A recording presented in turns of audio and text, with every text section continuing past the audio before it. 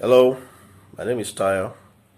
I'm a real estate consultant and a realtor, and I want to continue from where I stopped in my last video. I titled this series How to Own Your First Property, and this series is targeted towards as many folks out there who are looking to invest in their property, and my objective is to give you enough information to be able to make the best possible decision.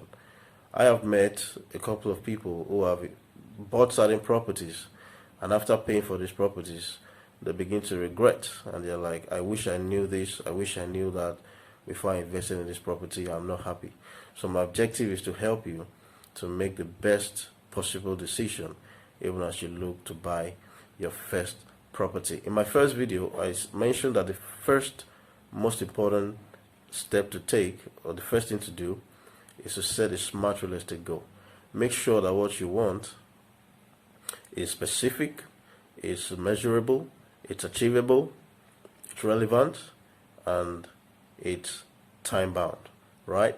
In my second video, I expatiated on what it means to set a specific real estate goal, and I said you have to have a clear objective on what you're trying to achieve. Do you want a commercial property? Do you want to buy land cheap and sell at a higher value in the future? Do you want to buy land to build a house, or do you want to buy a house, right? It's very important to set a clear objective with respect to what you want to achieve right from the get-go.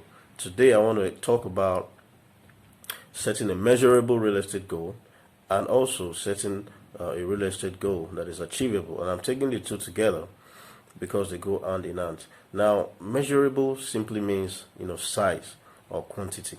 So if you're talking about land, you're talking about the size of the land, and if you're talking about maybe houses or apartments, then I'm talking about quantity. And also, if you're looking at apartments, you could be looking at, let's say, 2-bedroom, 3-bedroom, or the house type. If it's a duplex, do you want a 4-bedroom duplex, a 3-bedroom duplex, something like that.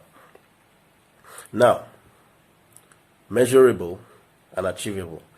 Now, in terms of achievable, in terms of achievable, we're actually talking about financing, okay? And in this case, we are looking at your income, your savings, or cash flow. Cash flow, if you are going for, let's say, a mortgage plan. Mortgage basically is taking a loan to finance your real estate investment.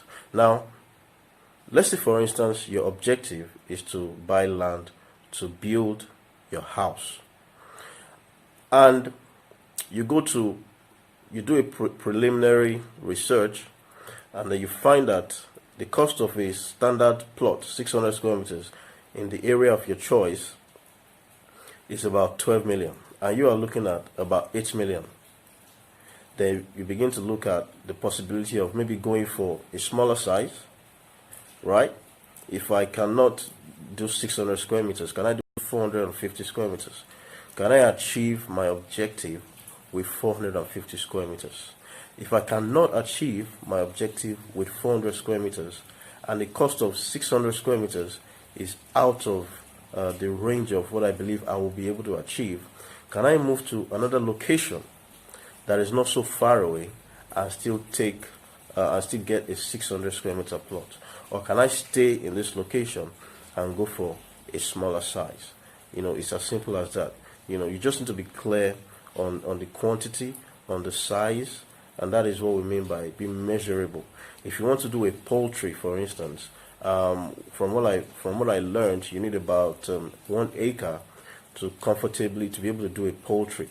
So it's very important to have all of these things at the back of your mind. So if you want to invest in a farmland, for instance, and what you have in mind is to do a poultry, you don't just go and buy, you want to look at the possibility of buying something that can actually help you to achieve your objective. Okay, if you want to do a poultry, you need about 3 to 6 plots. Okay, so that has to come into the picture. Okay, and you also want to look at your ability, to achieve that goal. If, for instance, farmland in location A, an acre is going to cost me so and so amount, can I make do with half of an acre, or can I go to another location where I can still get the number of the number of acres I want, maybe half an acre or 1 acre, so that I can achieve my objective. This is very, very, very important. This is how to go about, buying your property, so that you have some level of satisfaction and fulfillment. Don't forget, your real estate goal has to be measurable and it has to be achievable, so that you are able to meet your set objective. In my next video, I'll talk about the other parts, how the goal you're setting has to be relevant, and how you have to put a time on it so that you can achieve what you need to achieve within a limited time. Thank you for watching my video.